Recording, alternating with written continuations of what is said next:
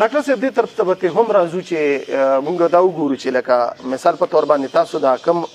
هیموپیتیک الوپیتیک دواړه تجربه حاصله کړې ده خو بیا تاسو سرکاري نوکرۍ طرف ته ولې نه تللی یا تاسو دا کوشش نه وکړی شوق مو نه و چې یاره تاسو سرکاري جاب وکړئ چې په یو هاسپټل کې کو نه کړی مې دی ما بیسیکلی ما پی ټي سی هم کړی ما د جاب هم میلاوېده شو خو ما کلینیک زیات لکه د جاب نه زما ترجیح کلینیک لور کو دی کې د بنینو انسان خدمت دی ډېر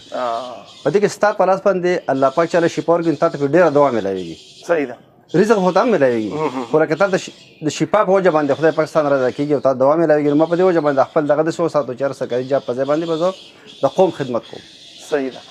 نو ډاکټر صاحب دا راته ووایي تاسو لکه کومو ادارو کې اوسه پورې اټیچ پاتې شوي کار مو کړی دی تجربه مو لرلې ده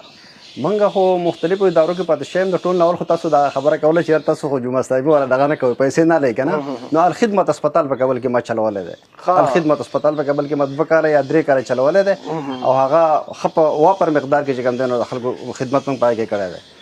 د هغې نه علاوه بیا موږ ځان له یو سیټ اپ کولا کړی هغې ته موږ شفا هیلث کیر سینټر وی نو هغه مې 2-3 کاله چلولی دی دې نه علاوه نور کلینیکونه ما مختلف کړي دي په مختلفو ځایونو کې الوپیتیک خو بیا په تاسو چې څنګه وایي ما ورس ما په 2000 کې بیا په د هوموپیتیک ایډمیشن واغستو او په 2004 کې ما دا کمپلیټ کو نو زه بیا د هوموپیتیک مم شروع کو بیسیکلی په قداره باندې نو هغه هوموپیتیک چې کوم دی نو زه تقریبا د زما د 15 کاله چې وشو که نه بالکل پراپر ما ځانه کلینیک اوس کولاو کړی دی لکه د صرف هوموپیتیک د الوپیتیک نه قدر شوی کابل هوموپیتیک په نوم باندې کابل چوک کې دی کابل چوک او یا اوس هلته تاسو لکه لګیا پریکټس کوئ هلته پریکټس کوئ